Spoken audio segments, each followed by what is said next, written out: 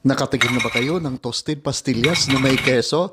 Abay, di hamak na mas masarap naman sa regular na pastillas na natitikman nyo. Gusto nyo ba gumawa tayo nito? O sige, sabayan nyo ako. Ibuhos natin sa isang mixing bowl ang isang latang 300 ml na condensed milk. Abay, simutin natin ang nasa lata at sayang di naman po. At para maging cheesy ang ating pastillas ay gagadgaran natin ng 1/2 sa isang regular bar na cheese at kung anong brand ng keso ay nasa sa inyo na po yun. Emekos-mekos muna natin sandali mga insan at maya-maya idadagdag natin ang ating 500 grams na powdered milk. Milk Boy na original ang ginamit kong powdered milk dito. At itutuloy-tuloy lang po natin ang ating paghahalo hanggang sa makabuo po tayo ng isang matigas na dough. Pero guys, kung ngayon lang po kayo napadaan dito sa Dan's Food Park, mangyari po lamang na paki-subscribe po ang aking channel, paki-click lang po ang subscribe button sa baba at pati na rin ang notification bell para palagi po tayong updated sa mga susunod kong video uploads.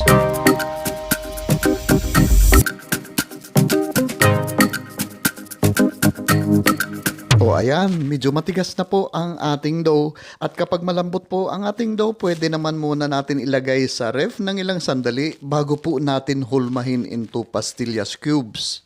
Mag-scoop naman po tayo dito ng 1/2 tablespoon na sa ating pastillas mixture at pagkatapos po ay pagugulungin natin ito sa granulated sugar bago po natin ihilira sa ating baking tray. At habang ginagawa po natin ito ay special shoutout natin sila Rowena Billen ng Calamba, Laguna, The Green Garden X Odette ng Muchong Western Samar. Maraming salamat po sa patuloy niyong pagsubaybay at pagtangkilik sa aking mga video recipe dito.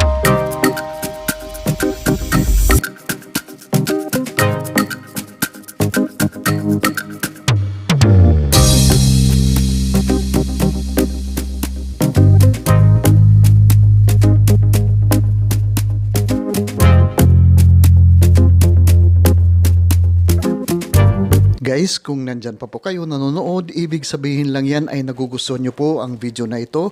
Paki-comment nyo naman po kung saang lugar kayo nanonood at para ma-flex ko po kayo at ang lugar nyo sa susunod kong video uploads.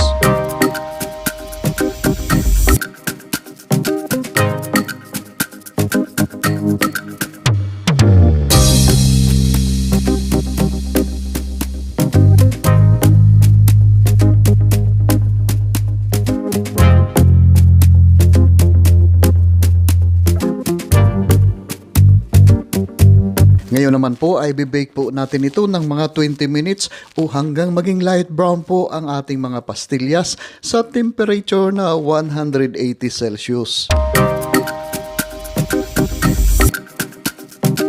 At ito na po ang ating napaka-crunchy outside at chewy inside na cheesy toasted pastillas.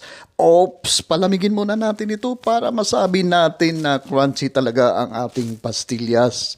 At kung ibebenta po natin ang ating pastillas ay maging malikhain na lang po tayo kung paano natin ire-repack ang ating pastillas. Maraming salamat po sa panonood. Hanggang sa muli.